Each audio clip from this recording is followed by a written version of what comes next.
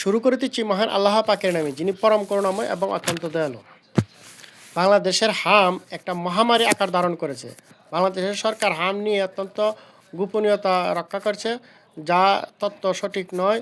তারা সরকারিভাবে বলছে 400 কতজন, কিন্তু এটা প্রায় 12,000-এর কাছাকাছি হবে, এরকম হবে।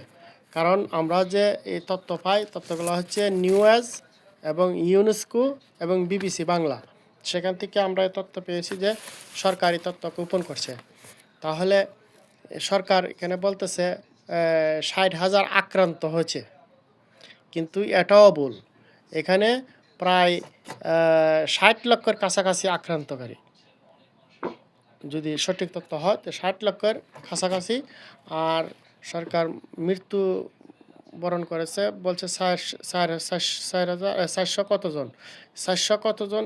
সেখানে এটাও ভুল, এখানে হবে প্রায় 12,000-এর কাছাকাছি। তো যাই হোক,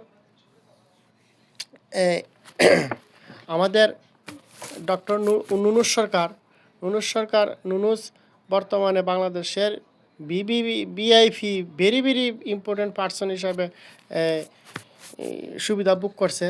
কিন্তু যখন সিএনএনের মালিক মারা যায়, তখন তিনি শোক বার্তা পাঠায়, অনেক লেখালেখি করে, তখন বলতে পারে। আর আমার দেশের মানুষ হামের টিকার জন্য শিশুরা মারা যাচ্ছে, এই ব্যাপারে তিনি কোনো কথা নেই। তাহলে নুনুসের যে সরকারের সময়কালে যে আমাদের নূরজাহান ম্যাডাম এবং প্রধান উপদেষ্টা নুনুস ভাই, এই কাকায় যে শেখ হাসিনা যে টাকা রেখে গেছিল টিকার জন্য এবং টাকাগুলো জমা দেওয়া হয়েছিল, ওই টাকা উঠিয়ে এনে তারা বাগযোগ করে খেয়ে ফেলেছে। হামের টিকা কিনে নাই, এর ফলে আজকে এই মহামারী আকার ধারণ করেছে। প্রায় 6,000 লোকের মতো মারা গেল। এই সময়, এই জঙ্গি হামলার সময়, 24-এর জঙ্গি হামলার সময়, সেখানে তারা নিজেরাই নিজেদের লোককে মেরে আওয়ামী লীগের উপর চাপিয়ে দিয়ে, তাও সেখানে 1400 লোক মারা যায়নি। এবং তাও এটা মেটিকুলাসের অংশ।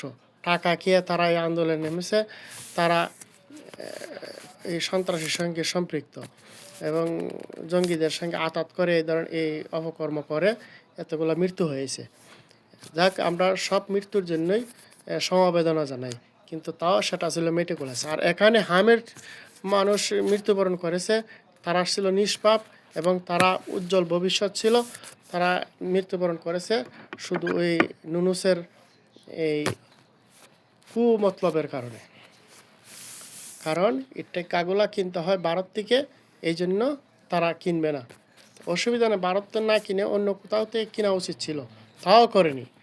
তারা ছিল পরিকল্পিতভাবে বাংলাদেশকে একটা জেনারেশনের গ্যাপ করে দেওয়া। তো তারা সেটাই করেছে, বাংলাদেশের প্রায় 10 বছরের 12 বছরের একটা গ্যাপ তৈরি করে দিয়েছে।